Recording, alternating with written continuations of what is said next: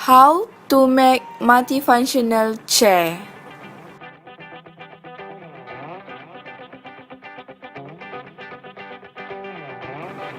At the end of this season, learners will be able to identify the multifunctional chair, determine the chair that is easy to carry everywhere, use the multifunctional chair.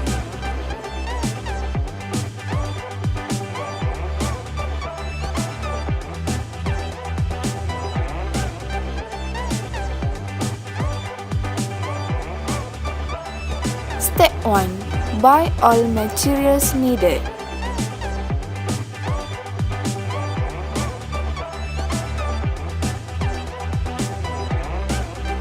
Step 2. Design the prototype. Before that, we sketch the prototype. We are using AutoCAD to make the 3D design.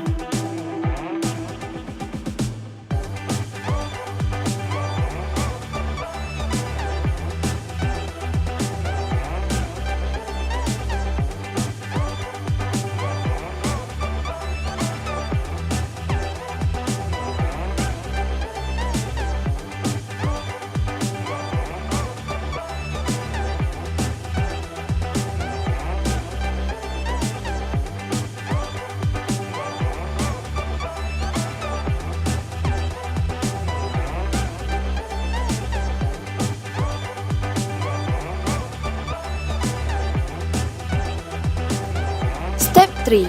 Measure the drawers.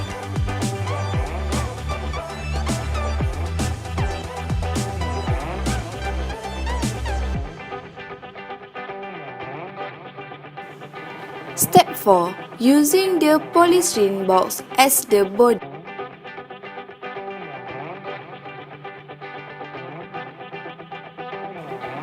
Step 5. Forming the drawers. Before we put the drawers, we measure the drawers rim.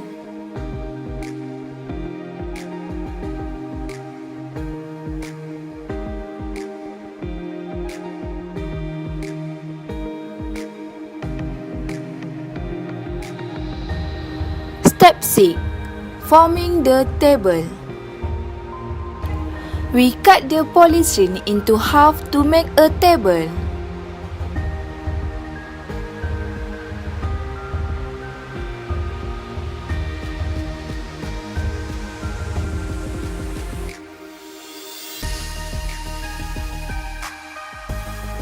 Step 7. Forming stationary splice. After we cut the cylinders box, we cover the box using sticker.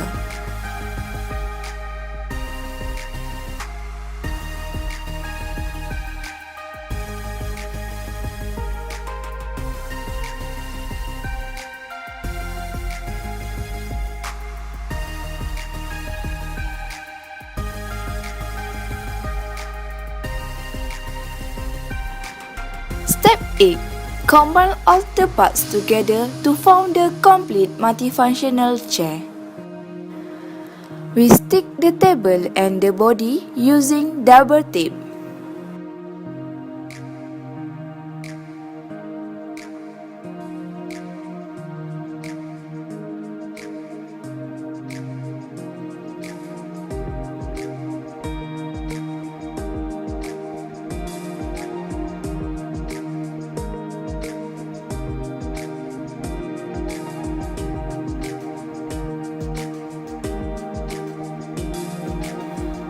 After that, we place the stationary box to the body. Insert the cardboard into the body.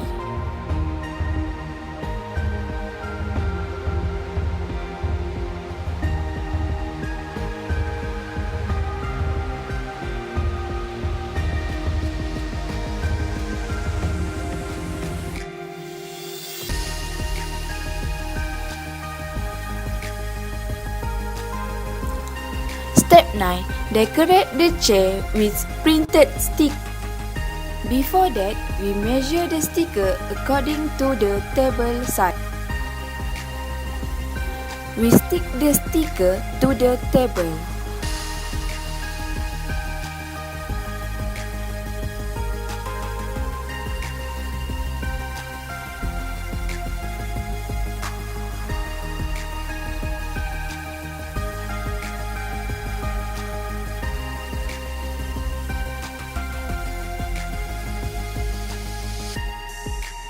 Step 10.